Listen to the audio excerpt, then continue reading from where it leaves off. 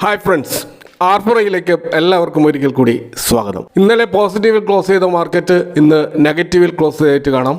ഏകദേശം 100 പോയിന്റിനടുത്തുള്ള ഒരു ഫോളാണ് നിഫ്റ്റിയിൽ ഉണ്ടായതെന്ന് നമുക്ക് കാണാൻ കഴിയും. അപ്പോൾ നിലവിൽ മാർക്കറ്റിനെ നിയന്ത്രിക്കുന്നത് യഥാർത്ഥത്തിൽ ഗ്ലോബൽ ക്യൂസ് ആണെന്ന് നമുക്ക് മനസ്സിലാക്കാൻ കഴിയും.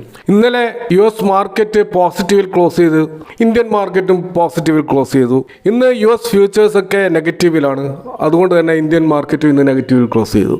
സോ ഇവിടെ കാര്യങ്ങൾ വളരെ ക്ലിയർ ആണ്. ഇപ്പോൾ നടന്നുകൊണ്ടിരിക്കുന്ന ഇസ്രായേൽ-ഇറാൻ കോൺഫ്ലിക്റ്റ്, അത് ക്രൂഡ് ഓയിൽ പ്രൈസിൽ ഉണ്ടാക്കുന്ന വളറ്റിലിറ്റി, ഇതിനെയൊക്കെ അടിസ്ഥാനപ്പെടുത്തിയിട്ടുള്ള ഒരു മാർക്കറ്റാണ് നമുക്കിപ്പോൾ കാണാൻ കഴിയുന്നത്. അപ്പോൾ ഇസ്രായേൽ-ഇറാൻ വാർ, ആ ഒരു സംഘർഷത്തിൽ ഉടൻ തന്നെ ഒരു നയതന്ത്ര പരിഹാരം ഉണ്ടാകുമെന്ന് US പ്രസിഡന്റ് ഡൊണാൾഡ് ട്രംപ് കാനഡയിൽ നടക്കുന്ന G7 ഉച്ചകോടി കഴിഞ്ഞ് തിരിച്ചു വന്നപ്പോൾ പറയുകയുണ്ടായി.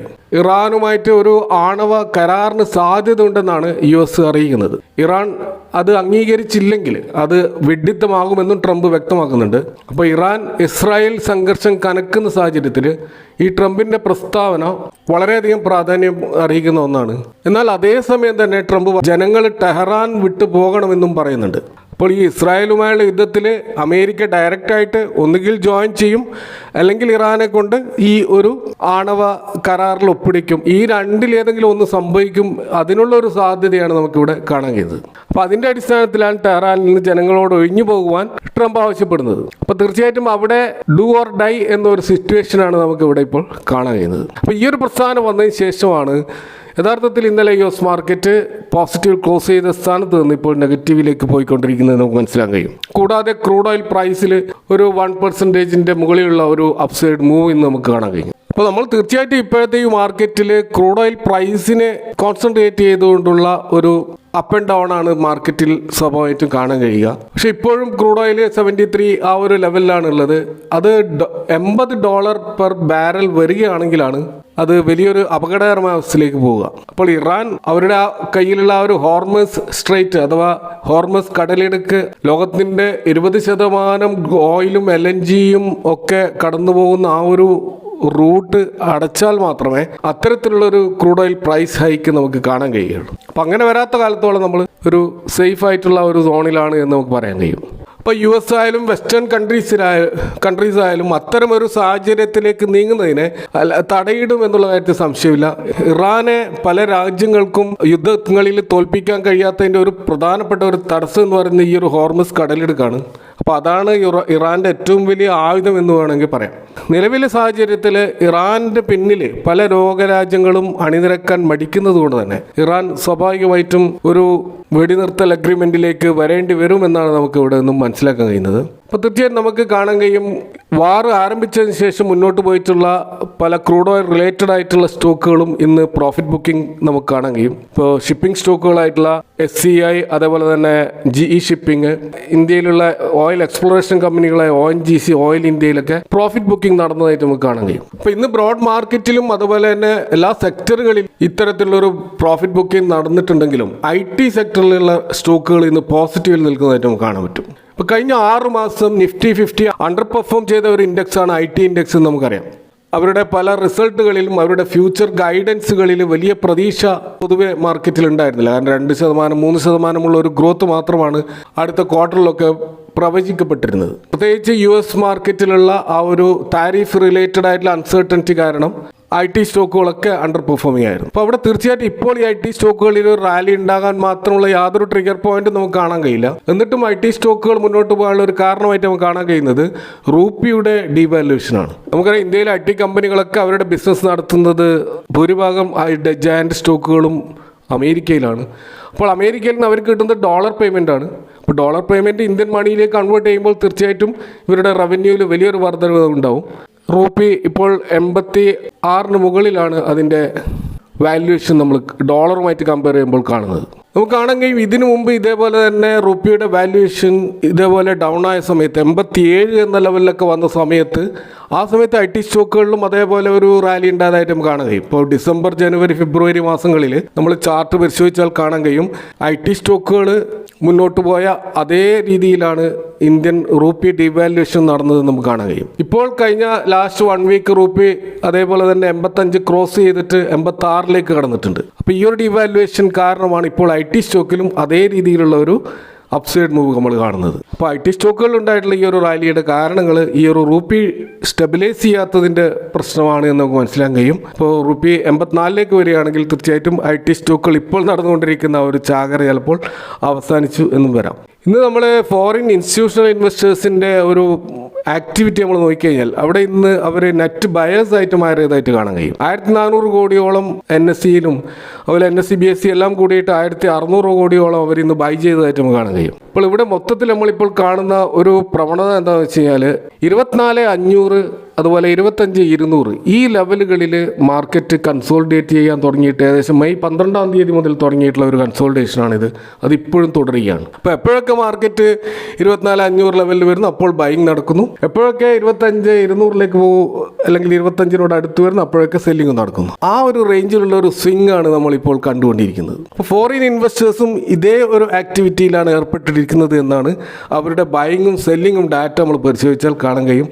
അത് ഇടയ്ക്കിടയ്ക്ക് ബൈ ചെയ്യുന്നു, ഇടയ്ക്കിടയ്ക്ക് സെല് ചെയ്യുന്നു. ആ രീതിയിലുള്ള ഒരു ആക്ടിവിറ്റിയാണ് അവരുടെ ഡാറ്റകളിൽ നമുക്ക് കാണാൻ കഴിയുന്നത്. ഇന്ന് മാർക്കറ്റിൽ നല്ല രീതിയിൽ മുന്നോട്ട് പോയിട്ടുള്ള ഒരു സ്റ്റോക്കാണ് സുബ്രോസ് ലിമിറ്റഡ്.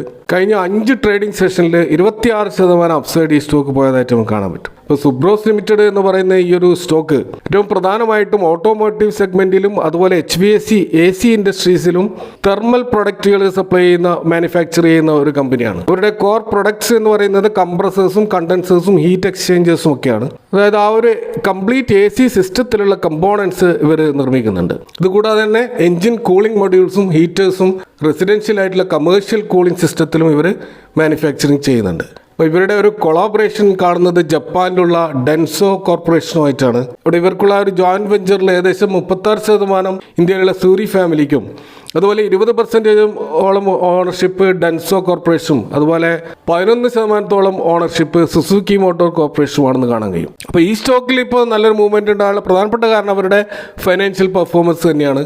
5 ഇയേഴ്സിൻ്റെ ഒരു ഗ്രോത്ത് CAGR നോക്കിക്കഴിഞ്ഞാൽ അത് 22% കാണാം. അതുപോലെ കഴിഞ്ഞ year on year 56% profit growth ഇവർ ജനറേറ്റ് ചെയ്തതായിട്ട് കാണാം. കൂടാതെ ഇവരുടെ ROE ഇമ്പ്രൂവ് ചെയ്തിട്ടുണ്ട്. അത് കഴിഞ്ഞ 3 വർഷത്തെ ആവറേജ് CAGR ROE ഗ്രോത്ത് 10.6 എന്ന ലെവലിൽ നിന്ന് ഇപ്പോൾ 15% ഉയർന്നതായിട്ട് കാണാം. അതുപോലെ തന്നെ ROCയും 16% 21% ജമ്പ് ചെയ്തതായിട്ട് കാണാം. കൂടാതെ ഈ സ്റ്റോക്ക് ഒരു 0 ഡെറ്റ് കമ്പനിയാണ് നമുക്ക് കാണാൻ കഴിയും. ഡെറ്റ് ടു ഇക്വിറ്റി റേഷ്യോ 0 ആണ്. അപ്പോൾ ഇവരുടെ ഒരു മാർക്കറ്റ് ലീഡർഷിപ്പും അതിൻ്റെ ആ ഒരു ഗ്രോത്ത് ഓപ്പർച്യൂണിറ്റി ഒക്കെ നോക്കുകയാണെങ്കിൽ ഓട്ടോ AC സെഗ്മെൻറ്റിൽ ഇവർ 42% മാർക്കറ്റ് ഷെയർ പാസഞ്ചർ കാറുകളിലും 54% മാർക്കറ്റ് ഷെയർ ട്രക്കുകളിലും ഇവർക്കുണ്ട്.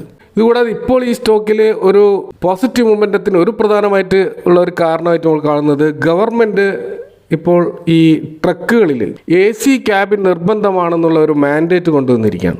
അത് ഇവരുടെ സ്റ്റോക്കിൽ വലിയ ഡിമാൻഡ് സൃഷ്ടിക്കും. അതുകൂടാതെ റെയിൽവേയിലും ഇലക്ട്രിക് വെഹിക്കിൾ സെഗ്മെന്റിലും ഇവരുടെ പ്രസൻസ് നമുക്ക് കാണാൻ കഴിയും. കൂടാതെ ഇവരുടെ ആ ഒരു ടെക്നിക്കൽ കൊളാബറേഷൻ ഡെൻസോ ജപ്പാൻ എന്നുള്ള ഒരു കമ്പനിയുമായിട്ടായതുകൊണ്ട് തന്നെ ഇവരുടെ ആ റിസർച്ച് ആൻഡ് ഡെവലപ്മെൻറ്റിൽ ഒരു അഡ്വാൻറ്റേജ് നമുക്ക് കാണാൻ കഴിയും. എങ്കിലും ഈ സ്റ്റോക്കിൽ ഇപ്പോൾ ചില റിസ്ക് നമ്മൾ കാണുന്ന ഒന്ന് ഓവർ വാല്യുവേഷൻ്റെ ഒരു റിസ്ക് ആണ്. കാരണം സ്റ്റോക്കിൻ്റെ PE ഇപ്പോൾ 43 എന്ന ലെവലിലാണ്. ഇൻഡസ്ട്രി PE 30 മാത്രമേ ഉള്ളൂ. അതുപോലെ 3 ഇയേഴ്സിൻ്റെ ഇവരുടെ മീഡിയം PEയോട് അടുത്ത് തന്നെയാണ് സ്റ്റോക്കിൻ്റെ PE എങ്കിലും ഇതിൻ്റെ പ്രൈസ് ടു ബുക്ക് വാല്യൂ 5.95 എന്നുള്ള കുറച്ച് ഉയർന്ന പ്രൈസ് ബുക്ക് വാല്യൂ ആണ് നമ്മൾ കാണുന്നത്. കൂടാതെ ഈ സ്റ്റോക്ക് ഒരു ഹൈ ബീറ്റ സെഗ്മെൻറ്റിലാണ് കാണുക. 1.59 എന്നുള്ള ഒരു ബീറ്റയാണ്. ബീറ്റ 1-ൽ താഴെ ആകുന്നതാണ് വളറ്റിലിറ്റിയെ പ്രതിരോധിക്കുന്ന സ്റ്റോക്കുകൾ എന്ന് നമുക്ക് പറയാൻ കഴിയും. അപ്പോൾ ഇവിടെ അത് നല്ല വളറ്റിലിറ്റി സാധ്യതയുള്ള ഒരു സ്റ്റോക്കായിട്ടാണ് ഇത് നമുക്ക് കാണാൻ കഴിയുക. ഇതുകൂടാതെ ചില ഓപ്പറേഷണൽ ചാലഞ്ചസ് ഈ സ്റ്റോക്കിലുണ്ട് നമുക്ക് കാണാൻ കഴിയും. കാരണം ഇതിൻ്റെ 5 വർഷത്തെ ഒരു സെയിൽസ് CAGR ഗ്രോത്ത് 11% മാത്രമാണ്.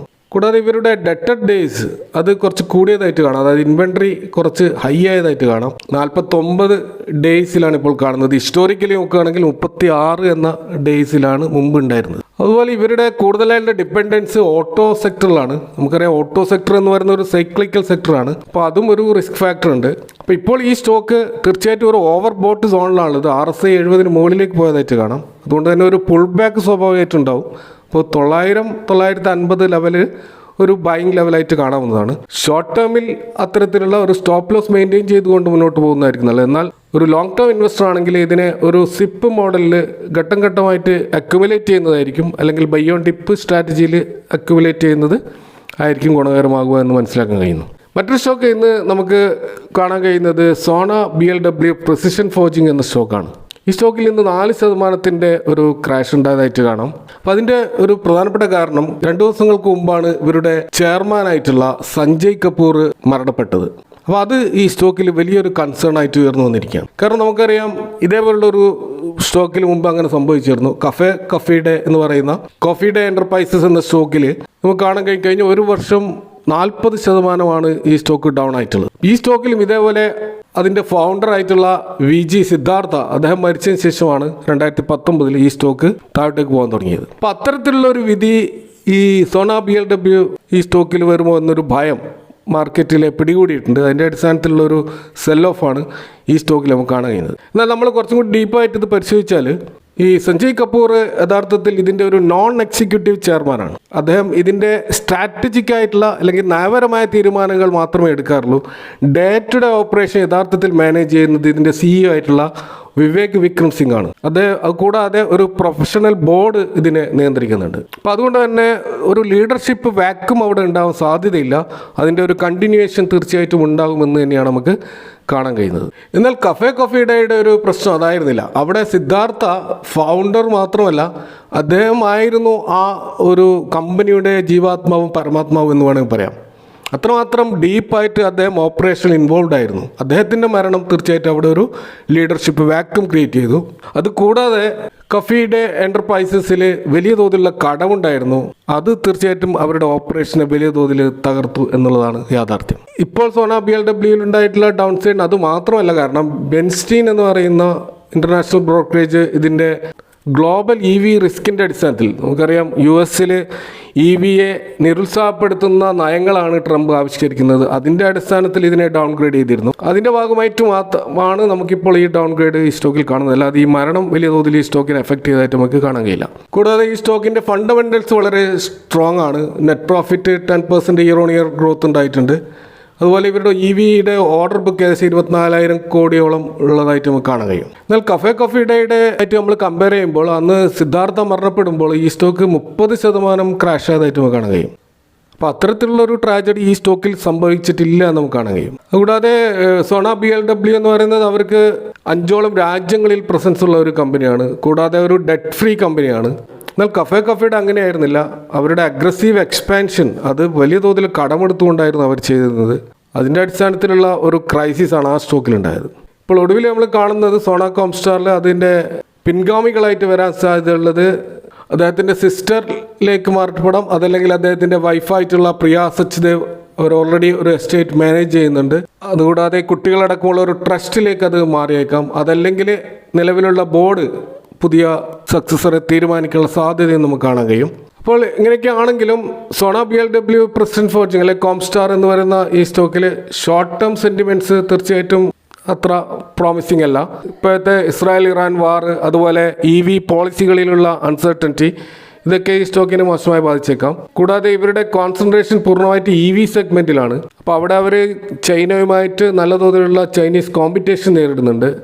അതുപോലെ നിലവിലെ ഗവൺമെൻറ്റിൻ്റെ സബ്സിഡിയിൽ എപ്പോഴും ഗവൺമെൻറ്റിൻ്റെ നയങ്ങൾ സ്വാധീനിക്കുന്നത് കൊണ്ട് തന്നെ അവിടെയും ഒരു റിസ്ക് നമുക്ക് കാണാൻ കഴിയും.